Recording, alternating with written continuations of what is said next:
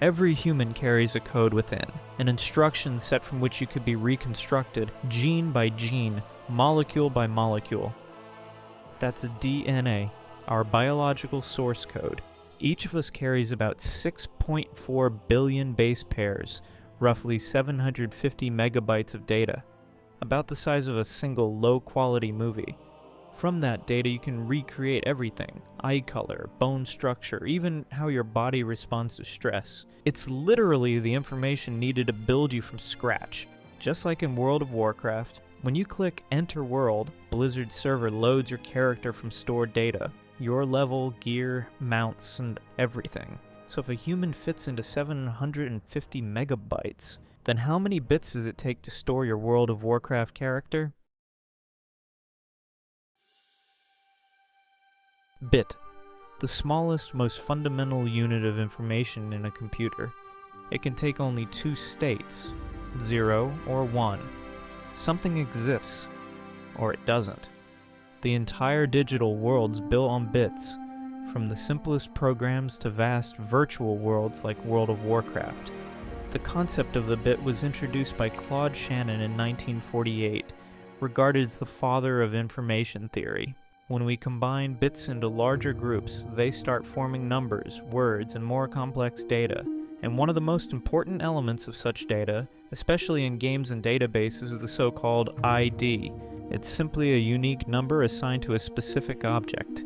You can think of it like the barcode on a product in a store, a number that uniquely identifies an item so the system knows exactly what it is. In World of Warcraft, every object has its own ID, a spell, a mount, a currency, even your character. For example, the Hearthstone has the ID 6948. When the game needs information about the item, the server simply looks it up in a table where everything linked to that ID is stored: its type, name, icon, and description. Why use a number instead of a name? Because numbers are faster to process, take up less memory, and don't depend on language. It's simpler, more efficient, and most importantly, much faster. Such individual objects, such as weapons, spells, mounts, are grouped into tables. For example, the spells table might include columns like ID, cast time, mana cost, cooldown, damage, description, and these tables don't exist separately. They reference each other. A spell can point to the class it belongs to, which is stored in another table. A character points to the class you chose when creating it. This creates a network of connections known as a relational database. The concept was introduced in 1970 by Edgar F. Codd, and to this day it remains the most common way to store information, from banks to MMO games. Blizzard uses that very same idea when building World of Warcraft. Every item, mob, quest, or spell in the game has its own number and relationships with others. But if the entire game world is just data and tables, then your character must also be nothing more than a collection of information. So the real question is, what is your World of Warcraft character actually made of? Let's start with the basics, with what the server actually knows about your character.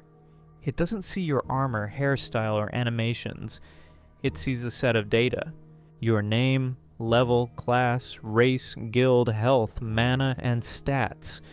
For the server, all of that is just numbers. Your nickname, text linked to an identifier. Your HP, a number representing hit points, usually a 4-byte value in a table. Mana, same thing. Each stat has its own field, and inside it, only a value. No descriptions, no names. Then come currencies and reputations. Currently, World of Warcraft has around 1,320 different types of currency. Gold, honor, valor, event tokens. Each one is simply a number stored in the database. Nothing more. Reputations work the same way. You have a list of factions, and for each of them a reputation level, usually ranging from -42,000 to +42,000. Each of those values is just a number representing your standing with that faction, and that's it. All that core information about your character takes up only a few kilobytes of data. But a character isn't just numbers. It's also your choices, talents, specializations, professions. The talent system in WoW is essentially a series of flags. bits that define which nodes are active. Each talent is a value of 0 or 1. Your entire talent tree takes up roughly 1 kilobyte. Saved talent builds are just copies of those same flags, stored as separate configurations. Each one takes about half a kilobyte. Professions work exactly the same way. There's a main table listing all the professions: blacksmithing, alchemy, cooking, fishing, archaeology. Each one has its own ID, and inside it another list of IDs for the recipes you've learned. When you learn a new recipe, the server simply adds one more number to that list. No text, no names. The game client later looks up that ID and displays the name, icon, and description. All your professions together, hundreds of recipes, skill levels, and progress, take just a few kilobytes, roughly around 9 kilobytes at most. Your mount collection is basically just a list of mount IDs and a single checkbox. Have it. 1. Don't have it. 0. The same logic applies to toys and titles. Mounts. Currently 1,126 available, stored as a bit set. That's about 0.14 kilobytes. Toys. 986 items, around 0.12 kilobytes. Titles. 314, about 0.04 kilobytes. 3 massive lists, and together they don't even reach half a kilobyte, because here it only takes a single bit per item. Now for achievements. There are currently 5,912 achievements in the game, not counting legacy ones. Again, it's the same checkbox logic. Earned, 1. Not earned, 0. The flags alone take about 0.72 kilobytes, but each achievement can also store a completion date, and sometimes progress. If you were to save a date for every single one, in the worst case that's around 23 kilobytes of data. Quests work the same way, completed or not. There are about 39,521 quests in the database. One flag per quest adds up to roughly 4.83 kilobytes for your character's entire quest history. That's all it is in one giant bit mask. Now for appearances. In total, 35,045 appearances. As a bit set, that's about 4.28 kilobytes, roughly the size of a small text file with a few lines of text. But this is where things start to get more interesting. Battle pets. Here it's no longer just a simple have or don't have. Each pet also has a level, quality, and sometimes a unique instance ID. There are 1,347 different pets in the game, and some can be owned in multiple copies, up to 3 each. Let's say that adds up to around 2,500 total instances. Each one needs to store several values: its ID number, level, quality, and health status, and that's what makes the difference. Altogether, this amounts to roughly 60 kilobytes of data. Battle pets are probably the second largest collection of information on your account. So, what comes first? What takes up the most space? Your equipment. Every item you own in the game, from a dagger to a herb, is just a small bundle of data.